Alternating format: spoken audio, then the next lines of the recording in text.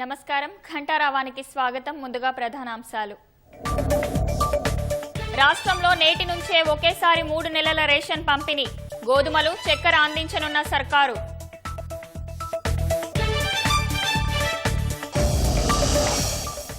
Thailand భామను వరించిన Miss World title. Suchata చువాంగ్కు కిరీటం. హైటెక్స్ లో అట్టహాసంగా జరిగిన వేడుక.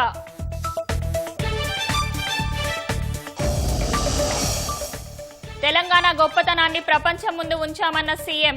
రాష్ట్ర సంస్కృతి, చరిత్ర, విలువలను గర్వంగా ప్రదర్శించామని వెల్లడి. భారీ వర్షాలతో అల్లాడిపోతున్న ఈశాన్య రాష్ట్రాలు. వరదలు, కొండ చర్యలు విరిగిపడిన ఘటనల్లో 30 మంది మృతి.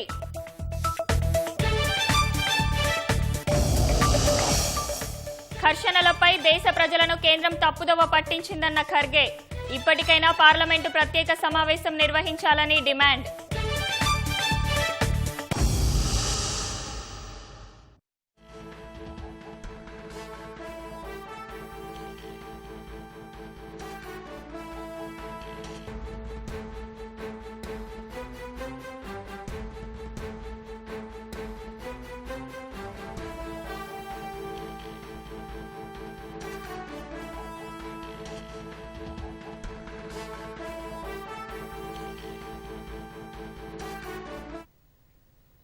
ఫోన్ ట్యాపింగ్ కేసులో కీలక పరిణామం చోటు చేసుకుంది.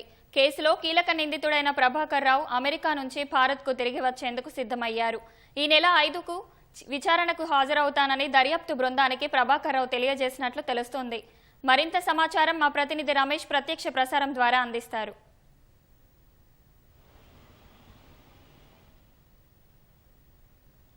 ఫోన్ ట్యాప్ కేసులో కీలక పరిణామం చోటు చేసుకుందని చెప్పవచ్చు. ఈ కేసులో ప్రధాన నిందితుడిగా ఉన్న ఎస్ఐబి మాజీ చీఫ్ ప్రభాకర్ అయితే ఇటు హైదరాబాద్కి వచ్చి విచారణకు సహకరిస్తున్నట్లు కూడా దర్యాప్తు బృందానికి అయితే సమాచారం నిర్దేశిస్తుంది. అయితే ఈ నెల 5వ తేదీన తను విచారణకు సంబంధించి కూడా విచారణ బృందానికి హాజరవుతున్నట్టు విచారణ కోసం చెప్పి అతనైతే ప్రస్తుతం అయితే వారికి అయితే సమాచారం ఇచ్చినట్లు తెలుస్తుంది. అయితే ఇప్పటికే అతను దేశానికి రప్పించడానికి దర్యాప్తు బృందం వివిధ ప్రయత్నాలు చేసిన సంగతి తెలిసింది. అందులో భాగంగానే లాస్ట్గా సుప్రీంకోర్టు ఆదేశాలతో కూడా ఇటు ప్రభాకర్ రావు నేరుగా హైదరాబాద్కి రావడానికి 1 టైం పాస్పోర్ట్ సంబంధించి కూడా జారీ చేసిన వెంటనే అంటే 3 రోజుల తర్వాత పాస్పోర్ట్ ఎప్పుడైతే చేతికి అందుతుందో తర్వాత 3 రోజులు ఖచ్చితంగా దేశానికి రావాలని చెప్పి కూడా సుప్రీంకోర్టు ఆదేశాలు ఇవ్వడంతో కూడా ఆదేశాల మేరకు అయితే అతను హైదరాబాద్కి రావడానికి అయితే సిద్ధమైనట్టు తెలుస్తుంది. కానీ ఇప్పటికే ఈ కేసుకు సంబంధించి కూడా పూర్తిగా దర్యాప్తు చేసిన దర్యాప్తు బృందానికి సంబంధించి మొత్తం ఇప్పటికే 4గురిని అరెస్ట్ చేసి తర్వాత వారు ఇచ్చిన వివరాల ఆధారంగా కూడా పోలీసులు అయితే సమాచారం సేకరించడం జరిగింది. దాంట్లో ప్రధానంగా ప్రభాకర్ పేరే చాలా కీలకంగా వివరించడంతో కూడా ఈ కేసులో ప్రధాన నిందితుడిగా పోలీసులు అయితే చేర్చిన సంగతి తెలిసిందే. అతన్ని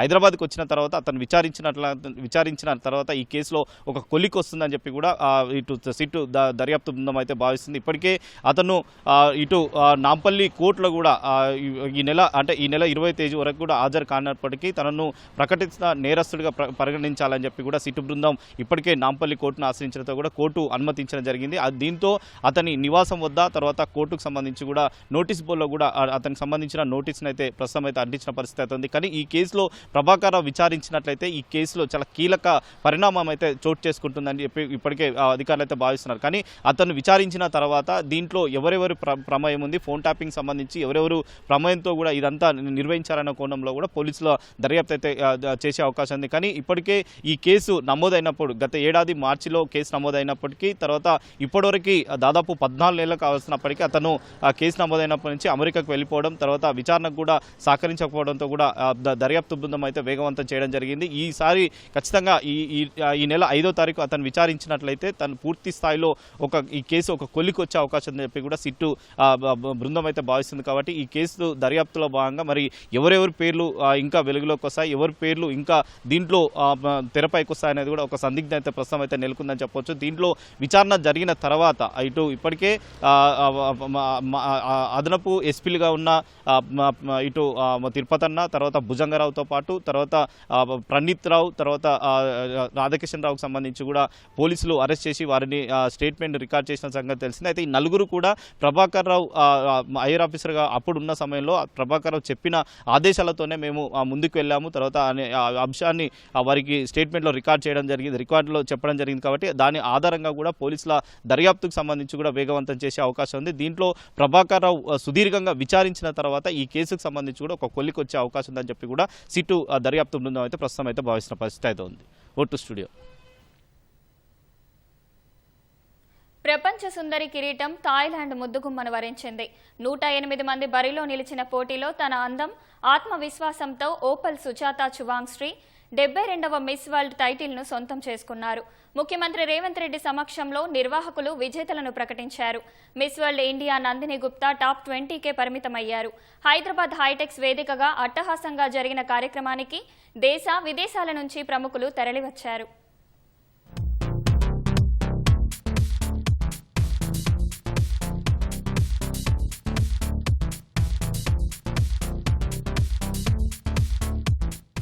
ఇరవై రోజుల సంబరం 108 దేశాలను ఒక్కచోటకు చేరుస్తూ మురిపించిన వేడుక ముగిసింది. మే 10న గచ్చిబౌలి ఇండోర్ స్టేడియంలో వైభవంగా ప్రారంభమైన మిస్ వరల్డ్ 2025 పోటీలు శనివారం రాత్రి అట్టహాసంగా ముగిశాయి. ఆద్యంతం ఉత్కంఠభరితంగా సాగిన ఫైనల్లో మిస్ థాయిలాండ్ 72వ ప్రపంచ సుందరి కిరీటాన్ని దక్కించుకున్నారు. మొదటి రన్నరప్ గా ఇథియోపియా భామ హాసెట్ డెరెజే, రెండో రన్నరప్ గా మిస్ పోలాండ్ మాయా క్లైడా, మూడో రన్నరప్ గా మార్టినిక్ భామ ఆరెలీ జోచిమ్ నిలిచారు. ముఖ్యమంత్రి రేవంత్ రెడ్డి సమక్షంలో విజేతలను మిస్ వరల్డ్ ఆర్గనైజేషన్ సీఈఓ జులియా మోర్లే ప్రకటించారు. మిస్ వరల్డ్ 2024 క్రిస్టినా పిచ్కోవా ఓపల్ సుచాతకు కిరీటాన్ని అలంకరించారు. ఈ సందర్భంగా మిస్ థాయిలాండ్ భావోద్వేగానికి లోనయ్యారు.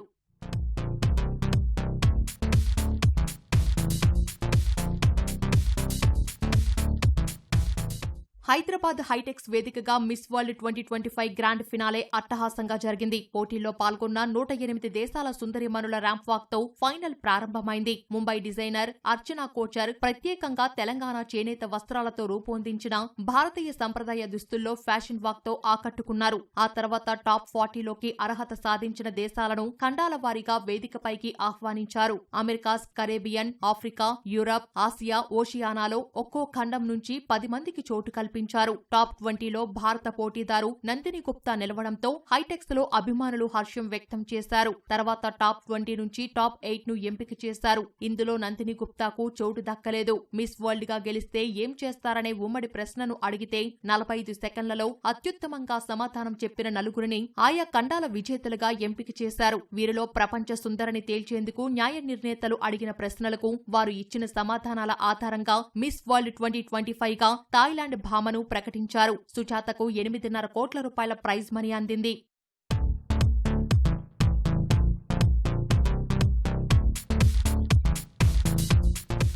21 ఏళ్ల Sujatha international relation student, model. 2024 miss universe Thailand పోటీల్లో 3వ రన్నరప్ గా నిలిచింది. ఈసారి మిస్ వరల్డ్ కిరీటాన్ని దక్కించుకున్నారు. థాయిలాండ్ నుంచి మిస్ వరల్డ్ టైటిల్ గెలుచుకున్న తొలి భామగా నిలవడంతో భావోద్వేగానికి గురయ్యానని సుజాత తెలిపారు.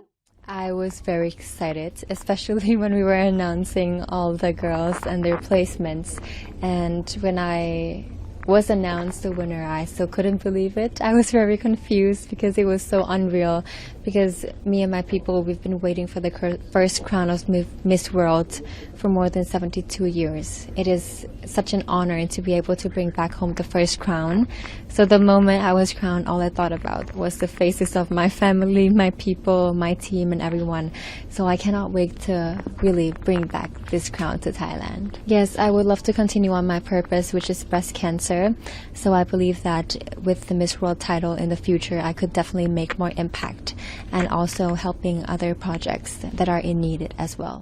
ముఖ్యమంత్రి రేవంత్ రెడ్డి, డిప్యూటీ సీఎం భట్టి విక్రమార్క కుటుంబ సమేతంగా ఫైనల్ కు హాజరయ్యారు. వేడుకల్లో పర్యాటక సాంస్కృతిక శాఖ మంత్రి జూపల్లి కృష్ణారావు సహా పలువురు రాజకీయ ప్రముఖులు పాల్గొన్నారు. సినీ రంగం నుంచి నటుడు చిరంజీవి దంపతులు, విజయ్ దేవరకొండ, ఖుష్బూ, నిర్మాత దిల్ రాజు సహా పలువురు ప్రముఖులు పాల్గొన్నారు. పోటీలకు నటులు సోనూ సూద్, రానా దగ్గుబాటి, ప్రభుత్వ ప్రత్యేక ప్రధాన కార్యదర్శి Jayesh Ranjan, miss world global ambassador Sudha Reddy, మాజీ ప్రపంచ సుందరి మానుషి చిల్లర్, మాజీ మిస్ ఇండియా నమ్రతా శిరోద్కర్, మాజీ మిస్ ఇంగ్లాండ్ కెరీనా టిర్రేల్, 72వ Miss World official stage director Donna Walsh న్యాయ నిర్ణేతలుగా వ్యవహరించారు. జ్యూరీ చైర్పర్సన్ గా జులియా మోర్లే ఉన్నారు.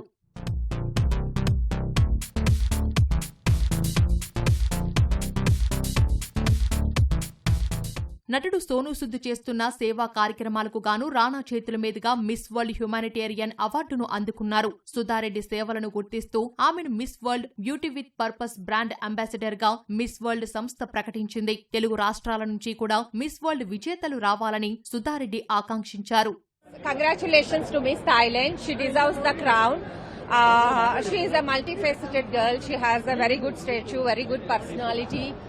And the way she is speaking is so confident without any shiver in her throat. She could able to express everything so well. And my only wish is within coming 3 years, someone from Telangana or Telugu state should be the Miss World. I want parents to encourage girls. This is not a glamour industry or something. This is all about overall personality of a girl. So it's not easy to come there. So I wish one of the Telugu girls should become Miss World within 3 years. ప్రపంచ అందాల సుందరి Opal Sujatha రేపు Telangana governor ను మర్యాదపూర్వకంగా కలవనున్నారు. రొమ్ము cancer కట్టడి కోసం Opal miss world గా తన మిషన్ తో పాటు మిస్ వరల్డ్ సంస్థ చేపట్టనున్న పలు సామాజిక కార్యక్రమాలకు బ్రాండ్ అంబాసిడర్ గా వ్యవహరిస్తారు. తెలంగాణ గొప్పతనాన్ని ప్రపంచం ముందుంచేందుకు మిస్ వరల్డ్ పోటీలు దోహదపడ్డాయని ముఖ్యమంత్రి రేవంత్ రెడ్డి అన్నారు.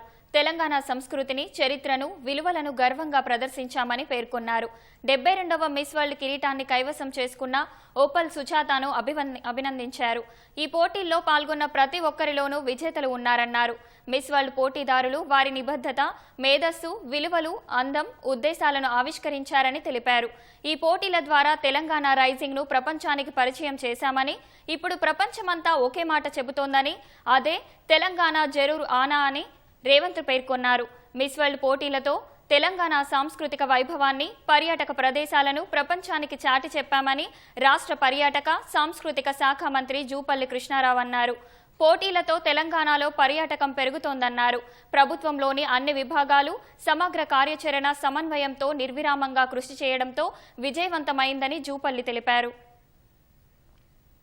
రాష్ట్రంలో 3 నెలల బియ్యాన్ని ఇవాల్టి నుంచి పంపిణీ చేయనున్నారు. వాతావరణ ప్రతికూల పరిస్థితులతో కేంద్రం ఆదేశాల మేరకు జూన్, జూలై, ఆగస్టు రేషన్ అందజేసేందుకు పౌర సరఫరాల శాఖ ఏర్పాట్లు చేసింది. జీహెచ్ఎంసీ సహా 33 జిల్లాల్లో ఫోర్టిఫైడ్ రైస్తో పాటు పంచదార, గోధుమలు కూడా రేషన్ దుకాణాల్లో పంపిణీ చేయనున్నారు.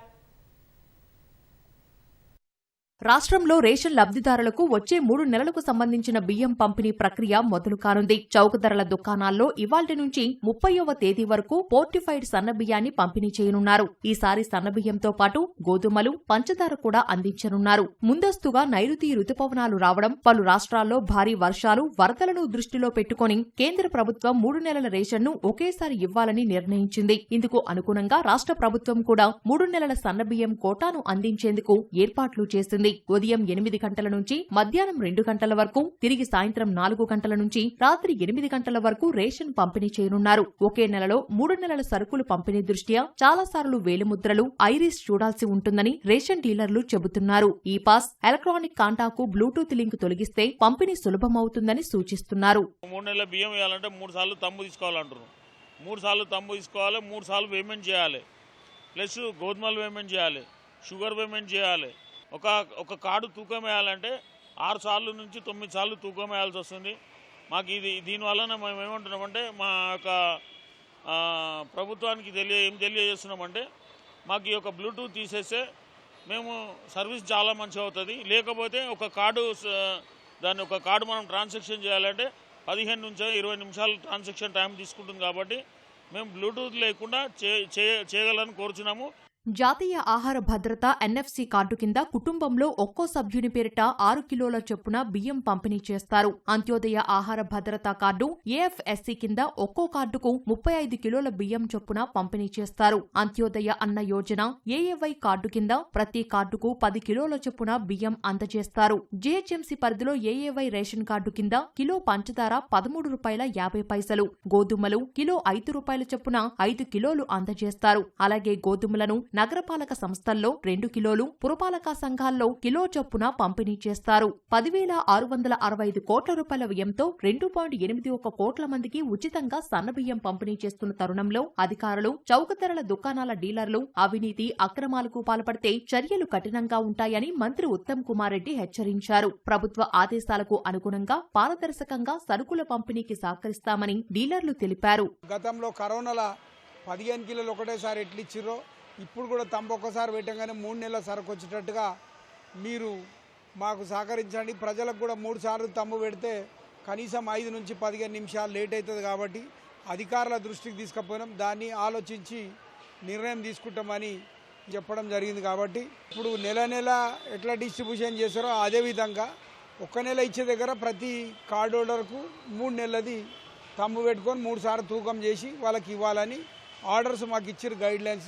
నెల రోజుల పాటు రేషన్ దుకాణాలు తెరిచి ఉండనున్న దృష్ట్యా లబ్ధిదారులు ఒకేసారి వచ్చి ఇబ్బందులు పడొద్దని పౌర సరఫరాల శాఖ సూచించింది.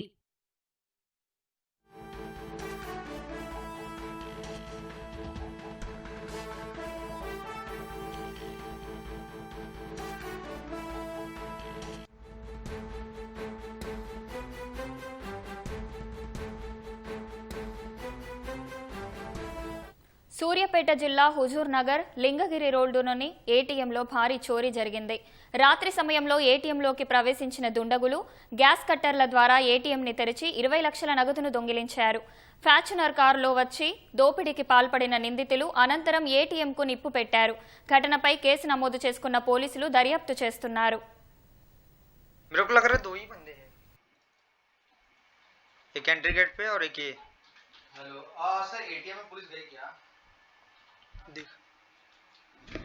सेम कपड़ा same T shirt sir please give me their number. ये देखिए इस पे मार दी 87126.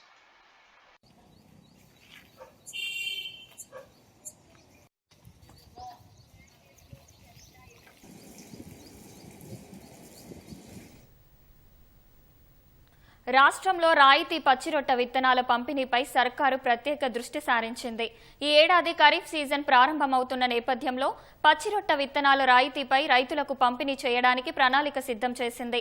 మంత్రి తుమ్మల నాగేశ్వరరావు ఆదేశాల మేరకు రైతులకు అసౌకర్యం జరగకుండా అందుబాటులో ఉంచడం జరుగుతుంది.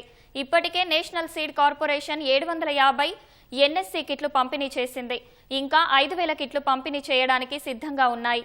ప్రతి సంచిలో 1 కిలో చొప్పున జీలుగా, జనుము, మొక్కజొన్న, 0.5 బొబ్బర్లు, కిలో గోరు చిక్కుడు విత్తనాలు ఉంటాయి.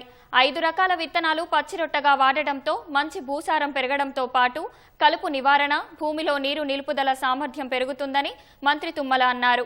రైతులు జిలుగతో పాటు ఈ కిట్లలోని పచ్చిరొట్ట విత్తనాలు కూడా వాడుకొని భూసారం, కర్బనం పెంచుకోవాలని మంత్రి విజ్ఞప్తి చేశారు. ప్రధాని మోదీ 11 ఏళ్ల పరిపాలన, అంతర్జాతీయ యోగా దినోత్సవం, రాష్ట్ర వ్యాప్తంగా చేపట్టనున్న కార్యక్రమాలపై చర్చించేందుకు బీజేపీ ఇవాళ కార్యశాలను నిర్వహిస్తోంది. బీజేపీ రాష్ట్ర కార్యాలయంలో మధ్యాహ్నం 2 గంటలకు కేంద్ర మంత్రి కిషన్ రెడ్డి అధ్యక్షతన కార్యశాల జరగనుంది. ఈ కార్యశాలకు ముఖ్య అతిథులుగా రాష్ట్ర వ్యవహారాల ఇన్ఛార్జి అభయ్ పాటిల్, జాతీయ ప్రధాన కార్యదర్శి, సంస్థాగత వ్యవహారాల రాష్ట్ర ఇన్ఛార్జి సునీల్ బన్సాల్ హాజరు కానున్నారు. ఈ కార్యశాలలో పార్టీ ఎంపీలు, ఎమ్మెల్యేలు, ఎమ్మెల్సీలు, రాష్ట్ర పదాధికారులు, జిల్లా అధ్యక్షులు పాల్గొననున్నారు. కవిత లేఖ, తాజా రాజకీయ పరిణామాలు, పార్టీ వ్యవహరించాల్సిన తీరుపై చర్చించనున్నట్లు పార్టీ వర్గాలు తెలిపాయి. వ్యవసాయానికి సంబంధించి కేంద్ర ప్రభుత్వ సహాయ సహకారాలు, రాష్ట్రంలో అకాల వర్షాల వల్ల జరిగిన నష్టం, రాష్ట్ర ప్రభుత్వ వైఫల్యం వంటి అంశాలను చర్చించనున్నట్లు సమాచారం. స్థానిక సంస్థల ఎన్నికలకు సమయాత్తం, భవిష్యత్తు కార్యక్రమాలపై సుదీర్ఘంగా చర్చించనున్నట్లు తెలుస్తోంది. నైరుతి రుతుపవనాల ప్రభావంతో కురుస్తున్న జోరు వర్షాలకు ఈశాన్య రాష్ట్రాలు అల్లాడిపోతున్నాయి. అస్సాం, అరుణాచల్ ప్రదేశ్, మిజోరం, మేఘాలయ, మణిపూర్, సిక్కింలో వరదలు పోటెత్తి లోతట్టు ప్రాంతాలు నీట మునిగాయి. పలుచోట్ల కొండ చర్యలు విరిగిపడ్డాయి, చెట్లు నేలకూలాయి. గత 2 రోజుల్లో వర్షాల వల్ల సంభవించిన వివిధ ఘటనల్లో 30 మందికి పైగా ప్రాణాలు కోల్పోయారు, పలువురు గల్లంతయ్యారు. నైరుతి రుతుపవనాల ప్రభావంతో ఈశాన్య రాష్ట్రాల్లో భారీ వర్షాలు కురుస్తున్నాయి. అరుణాచల్ ప్రదేశ్, అస్సాం, మిజోరాం, మేఘాలయ, మణిపూర్, సిక్కింలలో ఆకస్మిక వరదలు బీభత్సం సృష్టించాయి. లోతట్టు ప్రాంతాలు జలమయమయ్యాయి. రోడ్లు, చెరువులను తలపిస్తున్నాయి. అనేక చోట్ల కొండచర్యలు విరిగిపడ్డాయి. చెట్లు నేలకొరిగాయి. వాహనాలు ధ్వంసమయ్యాయి. రాకపోకలకు అంతరాయం ఏర్పడింది. శనివారం అస్సాంలో వివిధ ప్రమాదాల్లో 8 మంది ప్రాణాలు కోల్పోయారు. భారీ వర్షాల కారణంగా అస్సాంలోని 17 జిల్లాల్లో 78,000 మందిపై ప్రభావం పడుతుందని అధికారులు తెలిపారు. ఆకస్మిక వరదలు, కొండచర్యలు విరిగిపడటం వంటి కారణాలతో అరుణాచల్ ప్రదేశ్లో 9 మంది, మేఘాలయలో 3 ప్రాణాలు కోల్పోయారు. మిజోరాంలో 3 మయన్మార్ శరణార్థులు సహా 4 మృతి చెందారు. సిక్కింలో వర్ష బీభత్సం కొనసాగుతోంది. ఎడతెరిపి లేకుండా కురుస్తున్న వర్షాల కారణంగా కొండచర్యలు విరిగిపడడంతో ప్రధాన రహదారి మూసుకుపోయింది. ఈ కారణంగా శనివారం ఉత్తర సిక్కింలోని వివిధ ప్రాంతాల్లో దాదాపు 1,500 మంది పర్యాటకులు చిక్కుకుపోయారని అధికారులు తెలిపారు. మంగన్లోని తీస్తా నదిలో ఓ వాహనం పడి 9 మంది గల్లంతు కాగా వారిని కాపాడేందుకు సహాయక చర్యలు కొనసాగుతున్నాయి. మణిపూర్లో వరద ప్రభావం తీవ్రంగా ఉంది. రాజధాని ఇంఫాల్లోని లోతట్టు ప్రాంతాలు చెరువులను తలపిస్తున్నాయి. వరదల్లో చిక్కుకున్న వారిని సహాయక సిబ్బంది పడవల ద్వారా సురక్షిత ప్రాంతాలకు తరలిస్తున్నారు. నైరుతి రుతుపవనాల ప్రభావంతో దక్షిణాది రాష్ట్రాల్లోనూ వర్షాలు దంచుకొడుతున్నాయి. కర్ణాటకలో విస్తారంగా వర్షాలు కురుస్తున్నాయి. ఏప్రిల్ నుంచి ఇప్పటి వరకు వర్ష సంబంధిత ప్రమాదాల్లో 71 మంది మృతి చెందినట్టు సిద్దరామయ్య ప్రభుత్వం ఒక ప్రకటనలో తెలిపింది. కేరళలో భారీ వర్షాల వల్ల పలుచోట్ల లోతట్టు ప్రాంతాలు జలమయమయ్యాయి. వరద ప్రభావిత ప్రాంతాల్లోని వందలాది మందిని సహాయక శిబిరాలకు తరలించారు. ఆపరేషన్ సింధూర్ సమయంలో యుద్ధ విమానాలను కోల్పోయామని సైన్యం ధృవీకరించడంపై మోదీ ప్రభుత్వాన్ని ఉద్దేశిస్తూ కాంగ్రెస్ తీవ్ర విమర్శలు చేసింది. ఘర్షణలపై దేశ ప్రజలను మోదీ సర్కార్ తప్పుదోవ పట్టించిందని కాంగ్రెస్ అధ్యక్షుడు మల్లికార్జున్ ఖర్గే ఆరోపించారు. ఇప్పటికైనా పార్లమెంటు ప్రత్యేక సమావేశం నిర్వహించి వివరాలు తెలియజేయాలని ఖర్గే డిమాండ్ చేశారు. దేశం ప్రజల తరపున కొన్ని ముఖ్యమైన ప్రశ్నలు అడగాల్సి ఉందని తెలిపారు. సింగపూర్లో ఓ మీడియాకు ఇంటర్వ్యూ ఇచ్చిన భారత chief of defence staff general Anil Chauhan 6 భారత జెట్లను కూల్చామన్న పాక్ వాదన నిజం కాదన్నారు. అయితే కొన్నిటిని కోల్పోయినట్లు అంగీకరించారు. ఈ నేపథ్యంలో ఎక్స్లో స్పందించిన ఖర్గే కార్గిల్ సమీక్ష తరహాలో స్వతంత్ర కమిటీతో దేశ రక్షణ సంసిద్ధతపై సమగ్ర సమీక్ష జరపాలని డిమాండ్ చేశారు. ప్రాణాలను పణంగా పెట్టి పోరాడిన భారత వాయుసేన పైలట్ల ధైర్య సాహసాలకు కాంగ్రెస్ సెల్యూట్ చేస్తోందని ఖర్గే తెలిపారు. సాయుధ దళాల శౌర్యానికి మోదీ వ్యక్తిగత క్రెడిట్ తీసుకుంటూ ఎన్నికల ప్రచారాల్లో వాడుకుంటున్నారని ఖర్గే మండిపడ్డారు. యుద్ధ విరమణకు మధ్యవర్తిత్వం చేశామన్న ట్రంప్ వ్యాఖ్యలు సిమ్లా ఒప్పందాన్ని ఉల్లంఘిస్తున్నా మోదీ ఎందుకు స్పందించట్లేదని ప్రశ్నించారు. భారత్ పాక్ యుద్ధ విరమణ నిబంధనలు ఏంటో 140 కోట్ల మంది భారతీయులకు చెప్పాలన్నారు.